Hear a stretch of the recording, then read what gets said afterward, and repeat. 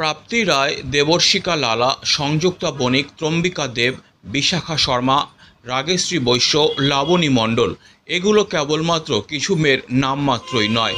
এরা সকলেই গতানুগতিক জীবনের বাইরে গিয়ে প্রকৃতি এবং অ্যাডভেঞ্চারকে ভালোবেসে নিজের মানসিক এবং শারীরিক সক্ষমতাকে যাচাই করতে সম্প্রতি পাড়ি দিয়েছিলেন পশ্চিমবঙ্গের সর্বোচ্চ স্থান সান্দাকফুর লক্ষ্যে।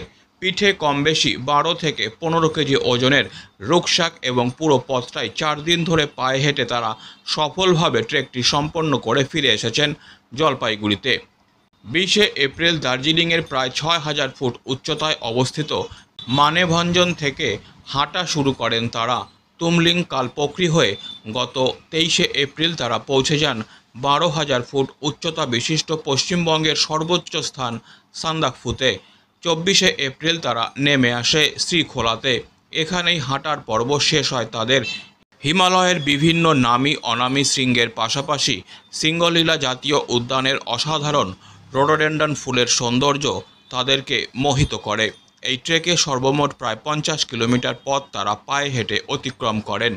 Nature and trekkers club of Jalpaiguri আয়োজিত এই ট্রেকিংয়ে 7 মহিলা ছাড়াও ফুন্টশোক, নামগিয়াল শেরপা এবং বিশিষ্ট পর্বতারোহী ভাস্কর দাস দলের সঙ্গে যোগ দিয়েছিলেন। দলের মেন্টর পর্বতারোহী ভাস্কর দাস জানিয়েছেন, মহিলা তথা মেয়েদের মধ্যে আত্মবিশ্বাস বাড়াতেই এই ট্রেকিংয়ের আয়োজন।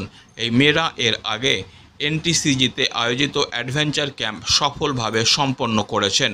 এই ট্রেকিংয়ে এদের পারফরম্যান্স খুবই প্রশংসনীয়। এই ট্রেকিংয়ে এদের শারীরিক এবং মানসিক সক্ষমতা বৃদ্ধি পেয়েছে। এরপর এদের দার্জিলিংয়ের HMIতে পর্বতারোহণের প্রশিক্ষণে পাঠানো হবে। ট্রেকার্স ক্লাব অফ জলপাইগুড়ির অ্যানুয়াল ট্রেকিং প্রোগ্রাম এবছর এপ্রিল মাসের 2024-এ সান্দাকফুতে অনুষ্ঠিত হচ্ছে। এবার খুব ইন্টারেস্টিং পার্ট যেটা এই ট্রেকের, সেটা হচ্ছে যে গার্লস টিম 9 জনের মধ্যে 7 জন গার্লস আছে। তো আমরা 20 তারিখে শুরু করেছি মানিকভঞ্জন থেকে। 21 তারিখে আমরা গড়িবাসে এসে 22 তারিখে কালপোখরি, আজকে আমরা কালপোখরিতে গত রাতে এসেছি, কালকে এখানে ছিলাম, আজকে আমরা সান্দাকফুতে পৌঁছাবো। প্রত্যেকের পারফরমেন্স খুব ভালো আছে এখন পর্যন্ত।